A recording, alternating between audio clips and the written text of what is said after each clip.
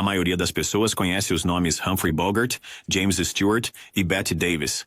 Mas há muitos talentos menos familiares da Era de Ouro que entregaram performances igualmente cativantes. Alguns desses artistas menos conhecidos podem ter sido ofuscados por seus co-estrelas mais icônicos nos livros de história, enquanto muitos deles eram muito mais famosos em sua época.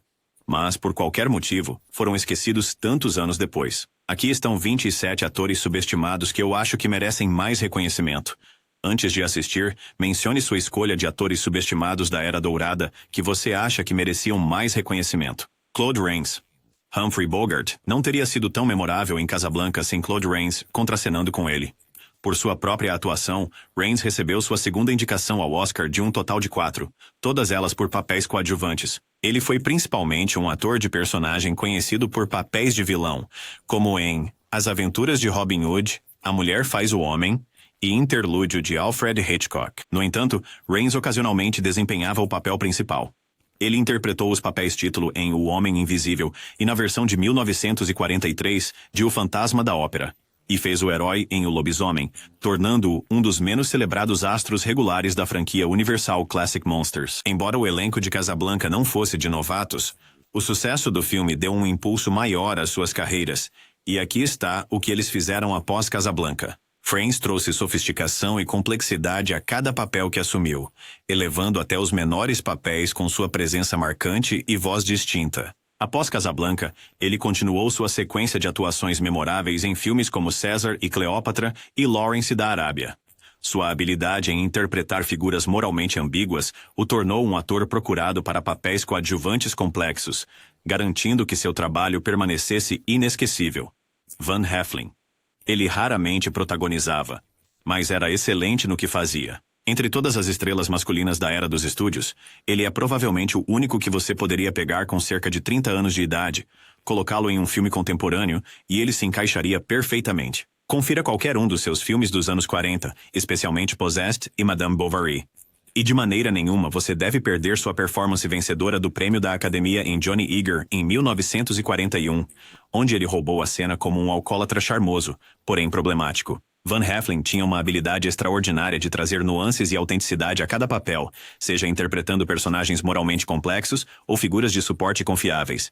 Ele realmente brilhou em Os Brutos Também Amam em 1953, onde sua representação silenciosa, mas firme de Joe Starrett complementou perfeitamente o lendário pistoleiro de Alan Ladd. O trabalho de Heflin era caracterizado por um realismo fundamentado e uma profundidade emocional que o diferenciavam dos estilos mais teatrais de muitos de seus contemporâneos. Embora ele nunca tenha alcançado a fama estratosférica de protagonistas como Clark Gable ou Cary Grant, o legado de Heflin perdura por meio de suas atuações consistentemente fortes. Sua habilidade de habitar papéis com sutileza e convicção assegura que seu trabalho permaneça atemporal e digno de ser revisitado por qualquer pessoa que aprecie o cinema clássico de Hollywood. Kay Francis. Embora Kay Francis tenha passado da era do cinema mudo para os filmes falados, seu estrelato não durou muito além do final da década de 40. Ela esteve com a Warner Bros. Em seus melhores filmes, incluindo Trouble in Paradise, de Ernst Lubitsch. Lá, ela demonstra um tempo cômico impecável e um talento para trocadilhos, entregando os diálogos de Lubitsch com estilo. Por um tempo, ela foi a atriz mais bem paga de Hollywood, mas isso chegou ao fim após sua disputa pública com o estúdio. A Warner Bros. Recusou renovar seu contrato devido à sua vida pessoal tumultuada.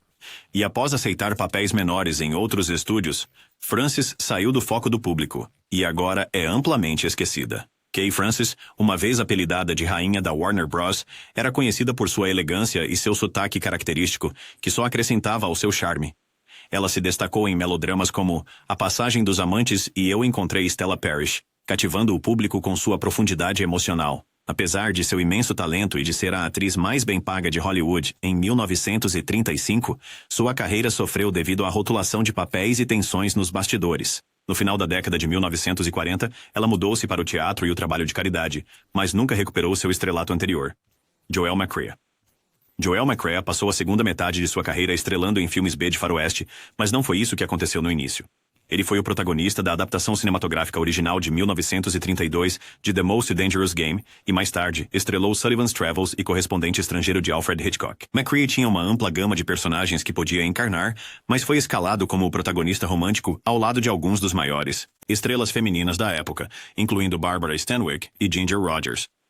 Embora tivesse um sucesso razoável, McCrea apreciava seu tempo fora de Hollywood e estava feliz em sair dos holofotes à medida que envelhecia. Popularizado durante a Grande Depressão, as comédias malucas tiveram um breve auge, mas continuam populares. Aqui estão os melhores filmes do gênero. Gladys Cooper. Primordialmente uma atriz de teatro na primeira parte de sua carreira, Gladys Cooper ganhou notoriedade em Hollywood na segunda metade de sua vida. Durante a Era de Ouro de Hollywood, ela coestrelou em Rebecca de Alfred Hitchcock e no filme de Bette Davis, Agora, Esta é a Minha Vida, ganhando a primeira de suas 3 indicações ao Oscar por este último. Décadas depois, ela interpretou a Sra. Higgins, seu terceiro papel indicado ao Oscar, em My Fair Lady, ao lado de Audrey Hepburn e Rex Harrison. Embora Cooper fosse uma atriz fantástica e tivesse papéis de destaque, devido à sua fama ter chegado mais tarde na vida, seus colegas de elenco mais jovens acabaram durando mais na memória do público. Gladys Cooper trouxe uma elegância refinada a cada papel, transitando sem esforço do palco para a tela em seus últimos anos. Ela se destacou ao interpretar mulheres fortes e complexas, como na sua memorável atuação como a mãe autoritária em Now, Voyager. Cooper também deixou sua marca em filmes como The Song of Bernadette e Separate Tables. Apesar de ter florescido tarde em Hollywood, sua notável versatilidade e elegância garantiram que ela estivesse sempre em demanda, mesmo quando os holofotes se voltaram para gerações mais jovens. Ann Miller. Ann Miller era uma potência do gênero musical, exibindo talento excepcional para dança e canto em vários filmes de grande orçamento. Ela foi rapidamente reconhecida por suas habilidades em sapateado, em particular, e foi escolhida para clássicos adorados como Marujos do Amor, Desfile de Páscoa, e o filme musical em tridimensional A Musa dos Cabelos de Fogo. Embora tenha sido escalada ao lado de muitos atores e atrizes com grande notoriedade, Miller frequentemente interpretava o papel secundário, e assim, nunca alcançou o mesmo nível de fama. Depois que seu contrato com o estúdio terminou, ela se mudou principalmente para apresentações no teatro, ocasionalmente participando de pequenos papéis, como Coco em Mulholland Drive, de David Lynch, até sua morte em 2004. Anna May Wong. Anna May Wong começou a ser reconhecida pela maravilhosa atriz que foi, e pelo importante trabalho que realizou. Devido ao preconceito racial, infelizmente ela não recebeu muito reconhecimento enquanto estava viva. Enfrentando discriminação durante toda a sua carreira, Wong era tipicamente escolhida para papéis que perpetuavam estereótipos de asiático-americanos. Mas isso não a impediu de entregar grandes atuações em filmes como Piccadilly e Daughter of the Dragon. No Expresso de Xangai, que foi indicado ao prêmio de melhor filme, Wong se destaca entre seus colegas de elenco. Embora Marlene Dietrich tenha maior destaque, Wong se impõe em todas as cenas com ela e torna o filme seu. George Sanders. George Sanders era frequentemente escalado para papéis misteriosos ou até mesmo de vilões devido à sua voz imponente. O ator britânico começou como ator de teatro antes de se mudar para Hollywood e coestrelou os filmes de Alfred Hitchcock, Rebecca e Foreign Correspondent. Seu maior sucesso veio com sua atuação ao lado de Bette Davis em A Malvada, pelo qual ganhou o Oscar de melhor ator coadjuvante. Embora sua carreira tenha durado muito além disso, foi interrompida por um derrame que prejudicou sua mobilidade. Por isso, não alcançou o nível de fama de alguns outros atores da Era de Ouro de Hollywood. A Malvada é considerado um dos maiores filmes da história de Hollywood e está pedindo por uma refilmagem. Mas quem interpretaria o elenco principal? Dana Andrews. Os Melhores Anos de Nossas Vidas é considerado um clássico americano. E embora Dana Andrews não tenha sido indicado por sua atuação como o veterano da Segunda Guerra Mundial, Fred Derry, o filme ganhou Oscars de melhor filme, melhor diretor e melhor roteiro, entre vários outros. É uma pena que ele não tenha sido reconhecido por seu trabalho no filme, pois o Capitão Derry é um de seus melhores papéis, representando genuinamente muitos americanos que voltavam para casa na época. Seus muitos outros filmes notáveis também incluem Laura e Where the Sidewalk Ends. Apesar de suas fortes performances, Andrews logo passou a trabalhar em televisão menos prestigiada, e seu trabalho mais significativo foi relativamente esquecido. Hattie McDaniel. Hattie McDaniel foi também a primeira mulher negra a assistir ao Oscar como convidada de honra, embora tenha que se sentar em uma mesa segregada longe de seus colegas de elenco. Apesar de ganhar o Oscar, Hollywood a limitou a interpretar papéis como empregadas domésticas e cozinheiras, refletindo o preconceito racial da época. Ainda assim, McDaniel abraçou cada papel com graça e profissionalismo, ganhando a admiração dos seus colegas. Ela apareceu em mais de 300 filmes, embora muitas vezes tivesse sido desacreditada. Além de atuar, McDaniel foi uma pioneira no rádio, tornando-se a primeira mulher negra a protagonizar um programa de rádio nacional com The Beulah Show. Sua carreira não foi fácil, mas ela usou seu talento para abrir caminho para futuros atores negros. Hoje, Hattie McDaniel é lembrada como uma artista inovadora que fez história apesar de desafios esmagadores. William Powell. William Powell era o epítome do charme e sofisticação, destacando-se em papéis que exigiam inteligência e elegância. Mais conhecido por sua interpretação de Nick Charles nos 6 filmes The Thin Man, Powell trouxe humor e inteligência às telas, formando uma das parcerias mais adoradas de Hollywood com Myrna Loy. Sua atuação na comédia clássica Meu Man Godfrey, em 1936, demonstrou sua capacidade de adicionar profundidade a papéis leves, lhe rendendo uma indicação ao Prêmio da Academia. Apesar de seu sucesso, Powell afastou-se de Hollywood no início da década de 1950, com seu papel em Como Agarrar um Milionário em 1953, marcando um final elegante para sua carreira. Essa escolha permitiu que ele se concentrasse em sua vida pessoal, mas também fez com que seu nome se tornasse menos proeminente em comparação com seus contemporâneos. O legado de Powell, no entanto, perdura através de suas performances atemporais, seu timing cômico impecável e sua capacidade de incorporar classe e sofisticação em cada papel que desempenhou.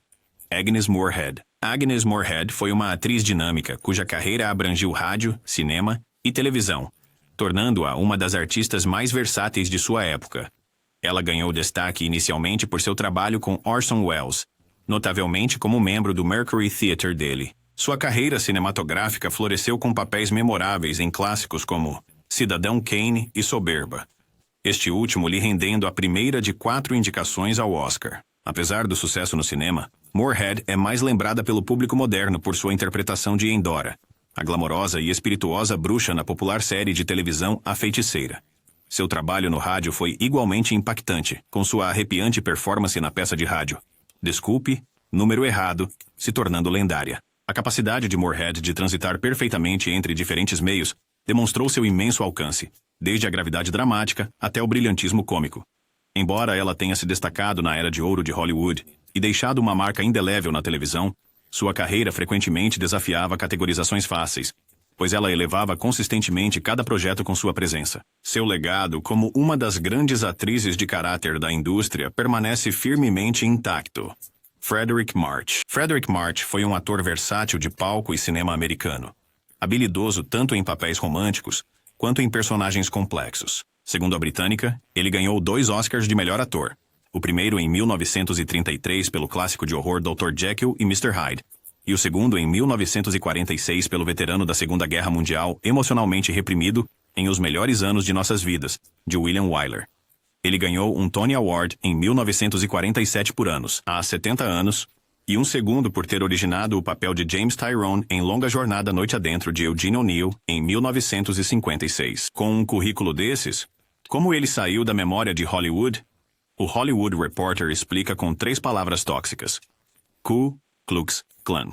Essa acusação foi feita pela primeira vez contra March, póstumamente em 2017, de que durante um breve período enquanto ele frequentou a Universidade de Wisconsin, ele foi membro desse grupo odioso. Em 1919, March, então aluno do último ano no campus de Madison da Universidade de Wisconsin, aceitou um convite para se juntar a uma sociedade de honra interfraternal que compartilhava o nome com a Ku Klux Klan, embora o grupo que convidou March não tivesse nada a ver com a KKK, como é conhecida hoje. Pesquisas conduzidas pela Sociedade Histórica de Wisconsin não revelaram nenhuma conexão entre aquele grupo e os cavaleiros do clã. Apesar da explicação dos historiadores, o dano à reputação de March persistiu à medida que a acusação póstuma se espalhou amplamente online. O mal-entendido surgiu do nome da Sociedade de Honra Interfraternal, que não tinha ligação com a Ku Klux Klan, mas infelizmente compartilhava seu nome.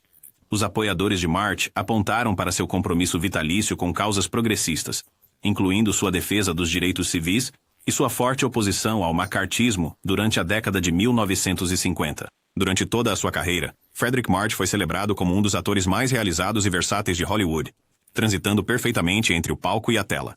Sua capacidade de interpretar personagens com profundidade e autenticidade lhe rendeu o respeito tanto dos colegas quanto dos críticos.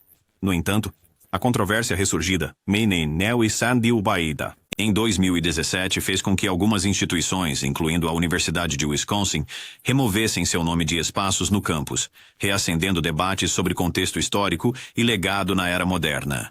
George Arliss. Outro é George Arliss, que ganhou o Oscar de melhor ator por Disraeli, lançado em 1929. Na década de 1930, ele tinha o tipo de estrela cujo poder só seria rivalizado por Sir Laurence Olivier na década de 1950. Arliss podia impor condições aos chefes do estúdio. Ele precisava ter controle sobre os roteiros e insistia em reescritas se achasse que a história não estava funcionando. Embora fosse exigente, Arliss fazia coisas para ajudar os estúdios, como realizar ensaios antes de cada cena ser filmada, reduzindo assim a necessidade de refilmagens. Porque ele tinha uma carreira estabelecida no teatro, ele tinha reconhecimento de nome e seus filmes eram conhecidos por ter qualidade. Antes de Paul Mooney aparecer, Arliss havia dominado o campo da biografia cinematográfica com Disraeli, Alexander Hamilton, Voltaire, The House of Rothschild, The Iron Duke e Cardinal Richelieu. Quanto ao motivo de ele não ser tão bem lembrado, parte disso pode ter sido devido à sua herança como ator de teatro. Seus filmes estão cheios de gestos exagerados e ênfase dramática em muitas falas. A maioria de seus filmes históricos estava repleta do blefe de Arliss. Uma figura histórica é encurralada e tem que blefar para sair contra seu oponente. Às vezes, ele usava puro blefe, mas outras vezes, ele tinha uma carta na manga para mudar a sorte. Além disso, Arliss e sua esposa, Florence, eram pessoas muito reservadas. Eles não investiam na publicidade excessiva que as revistas de cinema geravam. A revista Newsweek ficou irritada porque Arliss não permitiu que eles fotografassem o interior de sua casa. Acabaram se entendendo com Arliss escrevendo um obituário muito sarcástico para ele, alegando que sua principal conquista como ator foi mostrar que certas figuras históricas pareciam todas iguais. Fatty Arbuckle. Um dos primeiros comediantes de Hollywood a alcançar o status de megastar em sua época foi um homem chamado Roscoe Fatty Arbuckle. No auge de seu sucesso, ele ganhava um impressionante $1 milhão por ano, uma quantia enorme para o Hollywood pós-Primeira Guerra Mundial. A carreira de Fatty Arbuckle nunca se recuperou completamente durante a maior parte de sua vida. Depois, em 1932, ele teve uma espécie de retorno. Ele se casou, estrelou alguns filmes novamente. Em 1933, ele celebrou seu primeiro aniversário de casamento com amigos e entes queridos. Este é o melhor dia da minha vida, ele teria dito aos mais próximos. Ele morreu naquela mesma noite enquanto dormia, com apenas 46 anos. Warren William. Warren William foi um ator de longa data da Broadway que chegou ao Warner Bros. Em 1931 e rapidamente se tornou uma estrela. Frequentemente escalado como personagens sofisticados e confiantes, ele trouxe carisma a papéis como Júlio César em Cleópatra de Cecil B. DeMille e Dave the Dude em Dama, por um Dia de Frank Capra. Ele fez história como o primeiro ator a interpretar Perry Mason na tela e acrescentou profundidade ao icônico detetive Philo Vance em várias produções. Conhecido por sua presença marcante na tela, Warren também liderou os filmes de estreia de Errol Flynn, O Caso da Noiva Curiosa e Não Aposte em Loiras. Apelidado de Rei do Pré-Código, ele se destacou em retratar personagens moralmente ambíguos e sofisticados que definiram a época. William continuou a liderar filmes ao longo da década de 1940, mas sua carreira foi interrompida por doença após a Segunda Guerra Mundial. Sua morte prematura aos 53 anos em 1948 marcou o fim de uma carreira notável, deixando um legado como um dos astros mais refinados e subestimados de Hollywood. William Haynes. Um dos principais sucessos de bilheteria do país de 1928 a 1932, Haynes era uma estrela da MGM, que se especializou em interpretar jovens audaciosos que eram redimensionados ao final do filme. Haynes fez mais de 50 longas-metragens estrelando Lon Chaney, Marion Davies, Mary Pickford, Joan Crawford e vários outros. Ele recusou um casamento de fachada oferecido por Louis B. Mayer, quando sua homossexualidade estava prestes a ser divulgada publicamente. Deixou a carreira de ator e se transformou em decorador de interiores para celebridades, carreira na qual prosperou até sua morte, em 1973. William Haynes foi não apenas um pioneiro em sua carreira de ator, mas também em sua vida pessoal, mantendo-se firme em sua identidade durante uma época em que Hollywood impunha códigos morais rígidos. Sua recusa em se conformar às expectativas da sociedade, mesmo às custas de sua carreira cinematográfica, fez dele um ícone silencioso de desafio e autenticidade. Após deixar a atuação, ele se tornou um decorador de interiores altamente procurado, trabalhando com a elite de Hollywood e projetando espaços elegantes que refletiam seu gosto impecável. Joe E. Brown. O Sr. Brown é lembrado hoje por sua interpretação como Osgood Fielding III, em Quanto Mais Quente Melhor, e como um personagem de desenho animado em uma série de 3 curtas da Disney, que caricaturam atores antigos de Hollywood. Mas nos anos 1930, Joe E. Brown era uma grande celebridade, fazendo 3 ou mais comédias por ano, estrelando uma série de filmes populares que renderam fortunas para a Warner Brothers. Brown foi acrobata de circo na sua infância e jogador de beisebol profissional aos 20 anos antes de se dedicar à atuação e conquistar vaudeville e Broadway. Ele alcançou a fama no cinema com musicais nos primórdios do Technicolor, a maioria agora perdida. Sua carreira cinematográfica desacelerou durante a década de 1940, e depois de interpretar Captain Andy na versão Technicolor de Showboat em 1951, ele fez apenas algumas aparições no cinema. Brown morreu aos 81 anos de idade em 1973. Frank McHugh. McHugh foi ator por quase 70 anos. Ele começou como criança no teatro de seus pais e, quando tinha 17 anos, já dirigia peças e desempenhava papéis principais em Pittsburgh. Ele passou do trabalho teatral regional para a Broadway, mas quando a década de 1930 começou, Frank M. mudou-se para o oeste, para Hollywood. Em vários estúdios de gravação em Hollywood e Burbank, McHugh trabalhou em até uma dúzia de filmes por ano, ocasionalmente como protagonista. Mas com mais frequência era um ator coadjuvante. Tudo, desde padres católicos até vendedores de seguro de vida no Velho Oeste. Nos anos 1950, o trabalho de McHugh no cinema diminuiu, e ele continuou a trabalhar com rádio e televisão. Ele se aposentou em 1969, falecendo em Connecticut aos 83 anos. Chester Morris. Chester Morris era um ator habilidoso cuja carreira se estendeu tanto pela era do cinema mudo quanto pela dos filmes falados, solidificando seu lugar como uma estrela confiável na era de ouro de Hollywood. Enquanto ele brilhou mais como Boston Black, um criminoso reformado espirituoso e engenhoso na amada série policial dos anos 40, o alcance de Morris se estendia muito além desse papel icônico. Sua atuação indicada ao Oscar em Alibi em 1929 mostrou sua capacidade de interpretar personagens complexos, destacando-o como um talento versátil. Morris trouxe uma presença magnética a filmes como Five Came Back em 1939 e Three's Godfathers em 1936, onde suas atuações complexas adicionaram profundidade a cada história. Embora ele frequentemente desempenhasse papéis secundários em relação a protagonistas mais proeminentes, sua habilidade de injetar carisma e intensidade em papéis moralmente ambíguos fez dele um destaque. Apesar de nunca alcançar o auge da fama como alguns de seus contemporâneos, Chester Morris construiu um legado como um ator confiável e cativante, cujo trabalho permanece como um testemunho de sua adaptabilidade e talento. Helen Twelvetrees. Helen Twelvetrees foi uma estrela luminosa dos primeiros filmes falados, celebrada por suas performances emocionalmente ressonantes em filmes como Millie em 1931 e Herman em 1930. Com sua beleza delicada e atuação sincera, ela frequentemente retratava mulheres enfrentando desgostos e adversidades, trazendo uma autenticidade que ressoava profundamente com o público. Sua capacidade de transmitir vulnerabilidade e resiliência a destacava na era pré-código, onde prosperou em melodramas e dramas românticos. No auge de sua carreira, Twelvetrees era considerada uma das atrizes principais mais promissoras de Hollywood. No entanto, à medida que a indústria se afastou do estilo pré-código, sua carreira declinou e ela teve dificuldade em encontrar papéis que correspondessem ao seu talento. Apesar disso, seu trabalho deixou uma marca indelével. E agora ela é considerada um lembrete comovente do brilho fugaz da era. Embora seu nome possa não ser tão amplamente reconhecido hoje em dia, Helen Twelvetrees continua a ser um símbolo da graça e profundidade emocional que definiram o início de Hollywood. Noah Beery. Sr. Noah Beery.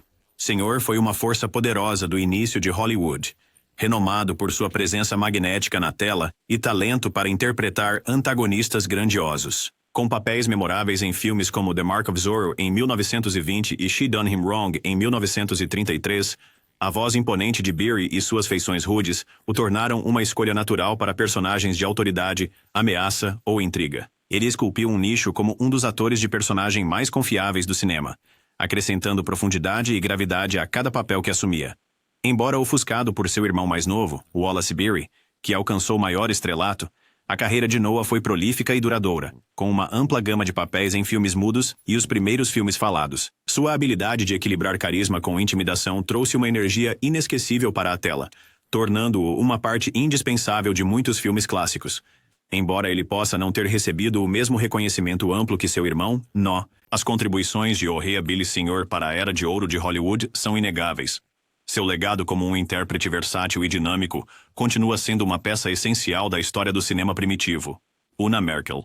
Una Merkel foi uma presença encantadora na Era de Ouro de Hollywood, conhecida por seu impecável tempo cômico e personalidade cativante. Uma mestre em papéis coadjuvantes animados e mulheres comuns e identificáveis, ela trouxe calor e sagacidade a clássicos como Rua 42, em 1933, e The Bank Dick, em 1940. O charme excêntrico de Merkel e sua entrega perspicaz a tornaram uma favorita entre o público, mesmo quando frequentemente se encontrava em papéis coadjuvantes. Sua habilidade de mesclar perfeitamente humor com emoção sincera permitiu-lhe elevar qualquer cena em que estivesse, tornando-a uma parte indispensável dos conjuntos de Hollywood. Embora nunca tenha alcançado o status de protagonista, suas performances memoráveis garantiram que ela permanecesse uma figura querida na história do cinema. O legado de Una Merkel reside em sua capacidade de trazer profundidade e alegria a personagens que poderiam ter sido ignorados, assegurando seu lugar como uma das joias mais subestimadas da época. Nat Pendleton. Nat Pendleton foi um talento único na Era de Ouro de Hollywood, combinando sua habilidade atlética como ex-lutador olímpico com um talento natural para a atuação. Em filmes como The Thin Man, em 1934, e Horsey Feathers, em 1932, ele se destacou como o pateta adorável ou o durão com surpreendente ternura. Sua presença na tela era magnética, muitas vezes roubando cenas com seu charme e humor sutil, mesmo quando contracenava com estrelas maiores. A versatilidade de Pendleton permitiu que ele brilhasse tanto em papéis cômicos quanto dramáticos, mudando facilmente das palhaçadas para momentos emocionantes. Apesar de suas contribuições para alguns dos filmes mais amados da época, ele frequentemente era escalado para papéis secundários, nunca assumindo completamente o protagonismo. Sua capacidade de trazer profundidade e humanidade a personagens aparentemente simples continua sendo uma de suas qualidades mais duradouras, embora subestimadas. Nat Pendleton pode não ter sido um protagonista, mas suas performances inesquecíveis deixaram uma marca indelével no cinema clássico. Louise Fazenda.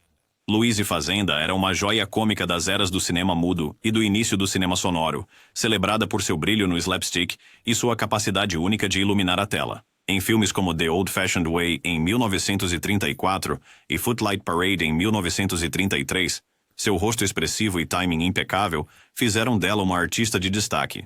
Conhecida pelas suas interpretações de personagens excêntricos e peculiares, Fazenda trouxe um encanto e humor deliciosos que muitas vezes roubavam a cena. Embora aparecesse principalmente em papéis de apoio, o seu talento foi essencial para o sucesso de muitas comédias de conjunto.